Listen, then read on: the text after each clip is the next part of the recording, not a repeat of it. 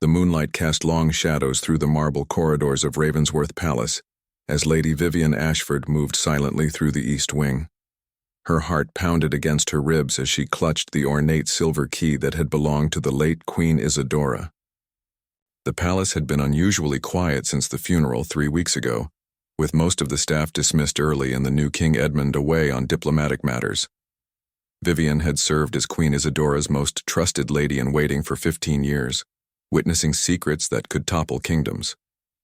Tonight she wasn't here as a grieving servant, but as someone desperate to claim what she believed was rightfully hers. The Queen had promised her something before her death, something that would secure Vivian's future forever.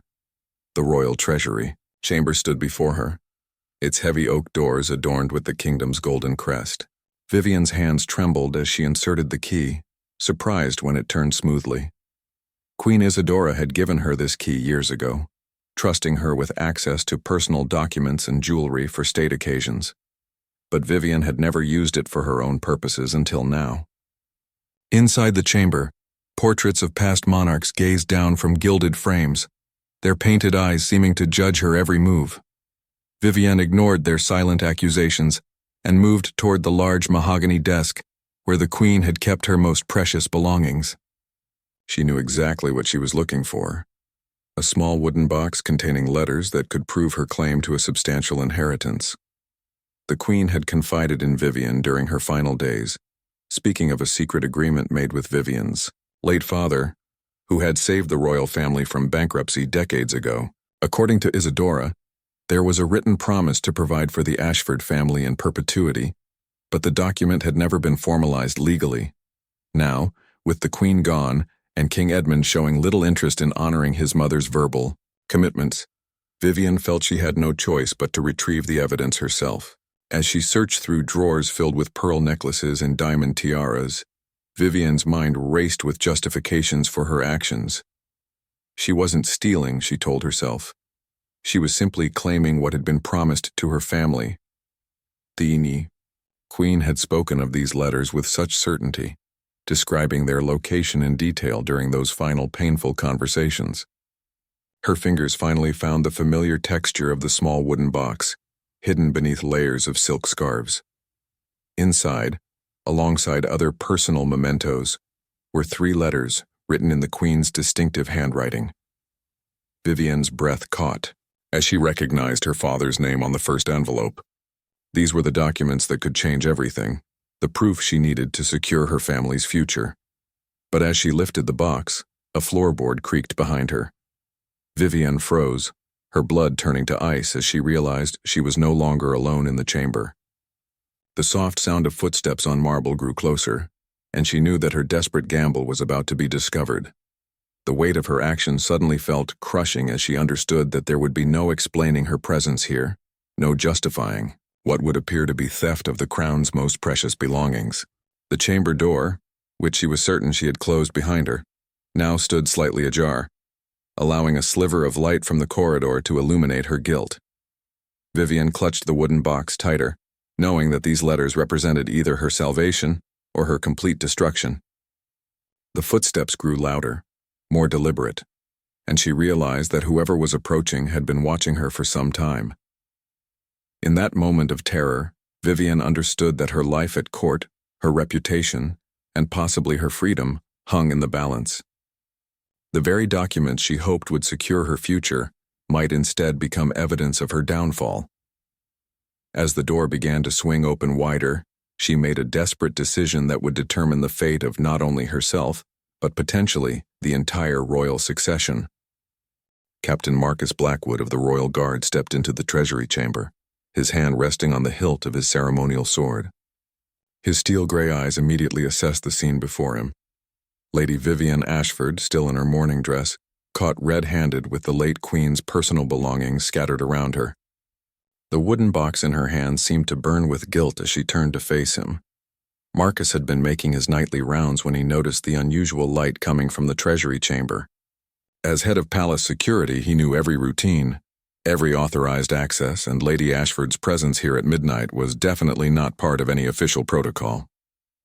He had observed her for several minutes through the partially open door, documenting her actions in his mind as potential evidence. Vivian's face went pale as she recognized the captain. Marcus Blackwood was known throughout the palace for his unwavering loyalty to the crown and his strict interpretation of duty. Unlike other guards who might show leniency toward a former favorite of the queen, Marcus had never demonstrated favoritism toward anyone, regardless of their station. His reputation for integrity was both legendary and terrifying in moments like this. The silence stretched between them, heavy with unspoken accusations and desperate calculations. Vivian clutched the wooden box closer to her chest, as if physical proximity to the letters could somehow make her claim to them more legitimate. She watched Marcus's face for any sign of what he might do next, searching for a hint of the compassion she desperately needed, but doubted she would find. Marcus stepped further into the chamber, his boots clicking against the marble floor with military precision. His expression remained carefully neutral, but Vivian could see the wheels turning behind his eyes as he processed the situation. The captain was known for his methodical approach to problems, never acting hastily but always acting decisively once he had gathered sufficient information. Finally, Marcus spoke, his voice low and controlled. He asked Vivian to explain her presence in the treasury chamber and to show him what she had taken from the queen's personal collection. His tone was professional but carried an undertone that suggested he already knew her explanations would be insufficient. The way he positioned himself between her and the door made it clear that leaving was not an option. Vivian's mind raced as she tried to formulate a response that might save her from immediate arrest.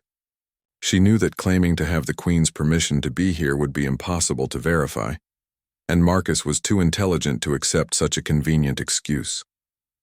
Her only hope lay in appealing to whatever humanity might exist beneath his rigid exterior. But she also knew that emotional manipulation rarely worked on someone as disciplined as the captain. The wooden box felt heavier in her hands as she realized that opening it to show Marcus the letters might actually make her situation worse. If the documents didn't clearly support her claim, or if they contained information that Marcus deemed sensitive to royal security, her possession of them would appear even more damaging. Yet refusing to show him the contents would certainly be interpreted as an admission of guilt. Marcus waited patiently for her response, his presence filling the chamber with an authority that made the walls seem smaller. Vivian could see that he was genuinely struggling with the situation, perhaps recognizing the desperation that had driven her to this extreme action. But she also knew that his personal feelings, whatever they might be, would not override his duty to protect the crown's interests. The captain's next words would determine whether Vivian faced immediate imprisonment or whether there might be some possibility of explaining her actions in a way that could minimize the consequences. As she looked into his unwavering gaze, she realized that her fate now rested entirely in the hands of a man whose loyalty to duty was absolute, but whose understanding of human nature might be her only salvation. The tension in the chamber was suffocating, as both of them understood that whatever happened next would have consequences far beyond this single moment of confrontation. The wooden box containing the Queen's letters had become the center of a drama that could destroy reputations, end careers, and potentially expose secrets that the royal family had kept hidden for decades. Vivian's voice trembled as she finally broke the silence, her words tumbling out in a desperate rush of explanation. She told Marcus about her father's service to the crown, about the financial crisis he had helped resolve 20 years ago, and about Queen Isidora's deathbed promises regarding the Ashford family's future. Her hands shook as she held up the wooden box, explaining that it contained letters that would prove her family's rightful claim to compensation that had never been properly documented. Marcus listened without interruption, his expression revealing nothing of his thoughts. He had served the royal family long enough to know that palace politics often involved complex relationships and old debts that existed outside official records. However, he also knew that desperate people often convinced themselves that their actions were justified, even when they crossed clear legal boundaries. As Vivian continued her explanation, Marcus noticed details that troubled him. Her knowledge of the treasury chamber's layout was too precise for someone who claimed to be acting on impulse. The key she had used was clearly authentic, suggesting that her access had been planned for some time. Most concerning was her familiarity with the location of the wooden box.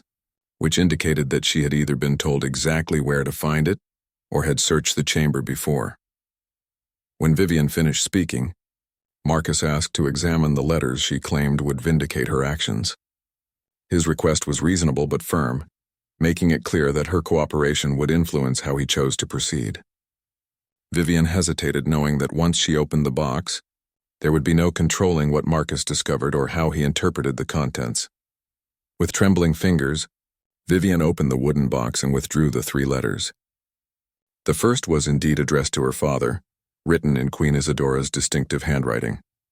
As Marcus read the letter by candlelight, his expression began to change from stern disapproval to something more complex. The Queen's words clearly acknowledged a significant debt to the Ashford family and expressed regret that formal arrangements had never been made. The second letter was even more revealing, detailing specific financial contributions that Vivian's father had made during a crisis that had threatened the monarchy's stability. The amounts mentioned were substantial, and Queen Isidora's tone suggested genuine gratitude and a sense of obligation. Marcus realized that Vivian's claims might not be as fabricated as he had initially assumed. However, the third letter proved to be the most problematic. It contained information about palace finances and political arrangements that Marcus recognized as highly sensitive. The Queen had clearly trusted Vivian with knowledge that could be damaging if it fell into the wrong hands. This letter transformed the situation from a simple case of theft into a potential security breach with implications far beyond Vivian's personal circumstances. Marcus found himself in an impossible position. The letters appeared to support Vivian's claims about her family's treatment, but her methods of obtaining them were clearly illegal. More troubling was the realization that arresting her immediately might not serve the Crown's best interests, given the sensitive information she now possessed and the legitimate grievances the letters revealed. The captain's training had prepared him for many situations, but not for one where duty to the law conflicted so directly with potential damage to the royal family's reputation. He knew that a formal investigation would inevitably expose the contents of these letters, possibly creating a scandal that could overshadow the new king's early reign. Yet allowing Vivian to leave with the documents would set a dangerous precedent and potentially encourage other palace staff to take similar actions. As Marcus weighed his options, he became aware that someone else was moving through the palace corridors. The sound of approaching footsteps suggested that their confrontation might soon have witnesses, which would complicate any decision he made about how to handle the situation. The captain realized that he had only moments to decide whether to arrest Vivian, confiscate the letters, or attempt some other solution that might serve everyone's interests. Vivian watched Marcus's face intently, recognizing that he was genuinely struggling with the implications of what he had discovered. She could see that the letters had affected him, perhaps making him understand that her actions, while illegal, had been driven by legitimate desperation rather than simple greed. But she also knew that his personal sympathies might not be enough to overcome his professional obligations, especially if other members of the royal household became involved in the situation. The approaching footsteps belonged to Lord Chancellor Edmund Whitmore, the king's most trusted advisor, and the palace's chief administrative officer. His unexpected appearance at this late hour immediately escalated the gravity of the situation. Lord Whitmore was known for his sharp political instincts and his ability to spot potential scandals before they could damage the crown. His presence meant that any hope of quietly resolving the matter had just vanished. Marcus quickly moved to intercept the Lord Chancellor before he could fully enter the Treasury chamber. But Whitmore had already seen enough to understand that something significant was happening. His keen eyes took in Vivian's guilty expression, the scattered contents of the Queen's personal collection, and the letters that Marcus was still holding. Years of palace intrigue had taught him to read such scenes instantly. Whitmore's arrival forced Marcus to make an immediate decision about how to present the situation. The captain chose to be direct, briefly explaining that he had discovered Lady Ashford in the Treasury chamber, with documents she claimed belonged to her family. He handed over the letters without editorial comment, allowing the Lord Chancellor to draw his own conclusions from their contents. As Whitmore read the letters, his expression grew increasingly troubled. He recognized immediately that these documents contained information that could be politically damaging if they became public knowledge. The financial details revealed vulnerabilities in the royal family's past that enemies of the crown could exploit. More concerning was the evidence of promises made but never formally honored, which could lead to similar claims from other palace families. Vivienne watched both men with growing desperation, realizing that her situation had become far more serious with the Lord Chancellor's involvement. Whitmore was known for his ruthless protection of royal interests, and she doubted he would show any sympathy for her personal circumstances if they conflicted with his duty to the crown. Her only hope now lay in convincing him that keeping the matter quiet would serve everyone's interests better than pursuing formal charges. The Lord Chancellor's mind was already working through the political implications of the situation. Arresting Vivienne would require explaining why she had access to these documents and what they contained. A trial would inevitably make the letters public, exposing historical financial arrangements that could embarrass the royal family. Yet allowing her to retain the documents would essentially validate her claims and potentially encourage similar actions from other palace staff. Whitmore's solution was characteristically calculating. He proposed that Vivienne surrender the letters in exchange for a private meeting with King Edmund to discuss her family's situation. This approach would remove the sensitive documents from her possession while acknowledging that her grievances might have merit. It also avoided the scandal of a public trial while maintaining the Crown's authority to control how such matters were resolved. However, Vivienne was not naive about palace politics. She understood that once she surrendered the letters, she would lose her only leverage for ensuring that her family's claims received serious consideration. The Lord Chancellor's offer sounded reasonable, but she knew that promises made under duress were often forgotten once the immediate crisis passed. Her desperate situation demanded guarantees that neither Marcus nor Whitmore seemed prepared to provide. The tension in the chamber intensified as Vivienne realized she was being maneuvered into a position where she would have to trust the very system that had failed her family for 20 years. The Lord Chancellor's reputation for protecting royal interests above all else made his promises feel hollow, while Captain Blackwood's rigid adherence to duty offered little hope for compassionate consideration of her circumstances. Marcus found himself increasingly uncomfortable with the political maneuvering he was witnessing.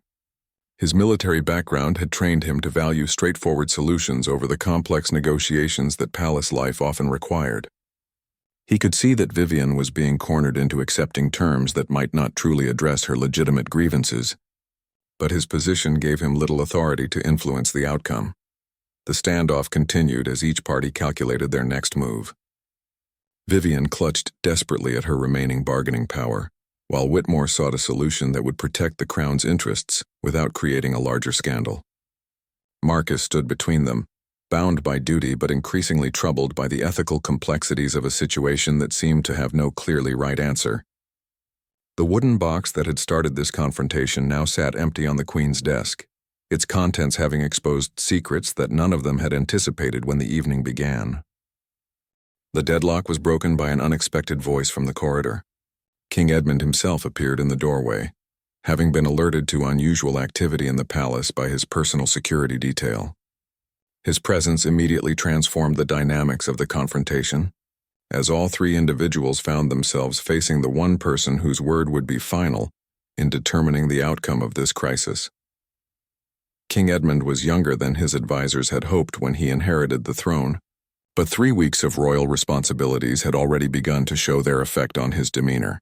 He carried himself with the authority of his position, while maintaining the curiosity that had characterized his personality before becoming monarch. His unexpected arrival suggested that palace security protocols were more comprehensive than any of them had realized. The king's first concern was understanding why his Lord Chancellor and head of palace security were conducting what appeared to be an interrogation in his mother's private chambers. His tone was measured but clearly demanded a complete explanation, and both Marcus and Whitmore understood that any attempt to minimize the situation would be counterproductive. The presence of the empty wooden box and scattered personal items made it obvious that something significant had occurred. Vivienne found herself in the surreal position of explaining her actions directly to the monarch she had been accused of stealing from. King Edmund listened to her account with surprising patience, occasionally asking for clarification about specific details regarding her father's service to the crown. His questions suggested that he was already familiar with some aspects of the financial crisis she described, though perhaps not with the personal promises his mother had made. When Marcus presented the letters to the king, Edmund's reaction was complex and revealing. He recognized his mother's handwriting immediately and seemed genuinely surprised by the depth of gratitude and obligation expressed in her words.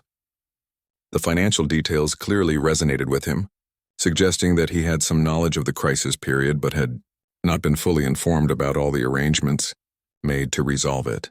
The king's handling of the situation demonstrated both political sophistication and personal compassion that impressed even Lord Whitmore. Rather than immediately condemning Vivian's actions, Edmund acknowledged that her family's contributions to the crown had indeed been substantial, and that formal recognition had been inadequate. This admission shifted the entire framework of the discussion from criminal behavior to administrative oversight. However, the king also made it clear that regardless of the legitimacy of her grievances, Vivian's methods could not be overlooked or excused. The security breach she had created and the potential for others to follow her example required some form of accountability. His challenge was finding a response that addressed both justice and practical political considerations while honoring his mother's apparent intentions. Edmund's solution was more generous than anyone had expected. He proposed that Vivian's family receive immediate financial compensation, equivalent to what the letters suggested they were owed, along with formal recognition of their service to the crown. In exchange, she would accept responsibility for her unauthorized entry into the treasury chamber and agree to a form of community service that would benefit the royal household. The arrangement carefully balanced accountability with compassion, while addressing everyone's primary concerns. Vivian would receive the justice her family deserved, the crown would avoid a public scandal, and palace security protocols would be reinforced without creating a precedent that encouraged similar breaches. The king's approach demonstrated a level of wisdom that suggested his reign might bring positive changes to how the royal family handled such matters. Lord Whitmore's initial skepticism about the arrangement gradually gave way to appreciation for its political elegance. The solution protected royal interests while demonstrating the new king's fairness and compassion, qualities that could enhance his public reputation during the crucial early period of his reign. The financial cost was manageable, and the precedent being set was one of addressing legitimate grievances rather than tolerating unauthorized actions. Marcus felt profound relief at the king's decision, as it resolved his ethical dilemma about conflicting duties and demonstrated that military precision could coexist with humane consideration. The captain's respect for the young monarch increased significantly as he witnessed leadership that balanced multiple competing interests without sacrificing core principles. As the immediate crisis resolved, all four individuals understood that they had witnessed something significant about the character of the new reign. The king's willingness to acknowledge past oversights and address them constructively suggested that the palace culture might evolve in positive directions under his leadership, even as traditional security and protocol requirements remained firmly in place. The implementation of King Edmund's decision proved more complex than anyone had anticipated. Over the following days, palace administrators discovered that Vivian's case was not unique. Her desperate action had inadvertently exposed a pattern of informal promises and overlooked obligations that stretched back decades. The royal household's informal systems for recognizing service and maintaining loyalty had created numerous situations where verbal commitments had never been properly documented or fulfilled. Lord Whitmore found himself coordinating a comprehensive review of palace employment records and historical service agreements. The process revealed that Queen Isadora's generous nature had led to many private assurances that were never formalized through official channels. While most were relatively minor matters, several involved substantial financial obligations that had been forgotten or deliberately ignored by previous administrations seeking to control expenses. Vivian's new role in the palace hierarchy was unprecedented. The king had appointed her as a special advisor for historical grievances, tasking her with identifying other families who might have legitimate claims similar to her own. This position allowed her to make constructive use of her intimate knowledge of palace relationships while ensuring that her insights served the Crown's interest rather than threatening them. The transformation in Vivian's circumstances was remarkable, but it came with challenges she had not anticipated. Other palace staff viewed her appointment with suspicion, uncertain whether her elevation represented royal favor or a form of sophisticated punishment. Her access to sensitive historical information made some colleagues uncomfortable, while others approached her with their own family stories and potential claims against the crown. Captain Marcus's role in the resolution had enhanced his reputation throughout the palace. His handling of the initial confrontation was seen as exemplifying the kind of balanced judgment that effective security required. The king had privately commended his restraint and analytical approach, suggesting that future promotions might recognize officers who could navigate complex situations with both firmness and wisdom. The broader implications of the incident extended beyond individual careers and compensation. King Edmund had recognized that the informal systems his mother had used to maintain loyalty and address grievances were insufficient for a modern monarchy. He initiated a comprehensive reform of palace administrative procedures, ensuring that all service recognition and financial commitments would be properly documented and regularly reviewed. These reforms created new opportunities for other palace staff who had felt overlooked or undervalued. The establishment of formal grievance procedures and regular service recognition ceremonies demonstrated the king's commitment to fair treatment while maintaining appropriate hierarchy and discipline. The changes were popular among staff, but required careful implementation to avoid creating expectations that the royal household could not sustainably meet. Lord Whitmore's initial resistance to the king's compassionate approach had evolved into appreciation for its strategic wisdom. The reforms enhanced palace stability by addressing legitimate concerns before they could become sources of discontent or scandal. The proactive approach to historical grievances had prevented several other potential incidents similar to Vivian's desperate nighttime venture into the treasury chamber. The political benefits of the king's handling of the situation extended beyond the palace walls. News of the administrative reforms and service recognition initiatives reached the public through carefully managed communications that portrayed the new monarch as both just and decisive. These early demonstrations of leadership style helped establish public confidence in the king's character and judgment during the crucial first months of his reign. However, some challenges remained unresolved. The financial costs of addressing historical obligations were significant, requiring adjustments to palace budgets and priorities. Some traditional courtiers worried that the new emphasis on formal procedures would reduce the flexibility that had previously allowed the royal family to respond creatively to unusual situations. The balance between systematic fairness and personal discretion continued to require careful navigation.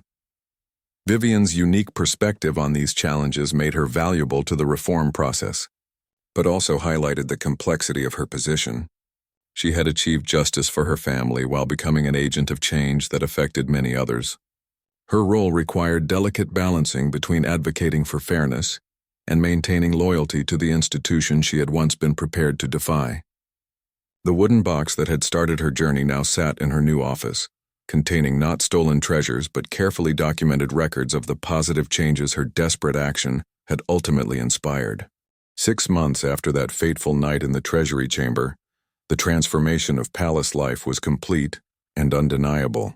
The reforms initiated by King Edmund had created a more transparent and equitable system that balanced traditional royal prerogatives with modern standards of fairness and accountability. The changes had been so successful that other European monarchies had begun requesting consultations about implementing similar programs in their own households. Vivian's position as special advisor had evolved into a permanent role that combined historical research with ongoing administrative oversight. Her work had helped resolve 43 separate cases of informal obligations and service recognition, preventing numerous potential conflicts while strengthening relationships between the royal family and their staff. The success of her program had made her one of the most respected figures in the palace hierarchy, despite her unconventional entry into royal service. The relationship between King Edmund and his senior staff had deepened through their shared experience of navigating the crisis and implementing reforms. Lord Whitmore had developed genuine respect for the king's ability to balance compassion with pragmatism, while Captain Marcus had become one of Edmund's most trusted security advisors. The collaborative approach they had developed during the Treasury Chamber incident had become a model for how the palace addressed other challenging situations.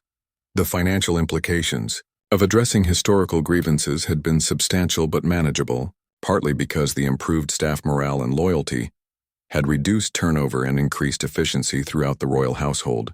The investment in fairness had paid dividends in terms of palace stability and public relations, demonstrating that ethical leadership could also be economically beneficial. The reforms had attracted positive media attention that enhanced the monarchy's reputation during a period when many institutions faced scrutiny about their practices. Vivienne's personal transformation was perhaps the most remarkable aspect of the entire story. The desperate woman who had risked everything for her family's recognition had become a respected advocate for institutional justice who helped others navigate complex historical claims.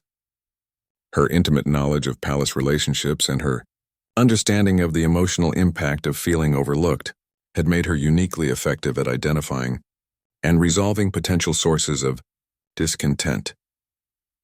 The wooden box that had contained Queen Isidora's letters now held a different kind of treasure: copies of formal agreements, service recognition certificates, and thank you letters from families whose situations had been resolved through the new procedures. Vivienne's office had become a place where palace staff could bring concerns about fairness and recognition, knowing they would receive a respectful hearing and appropriate action when warranted.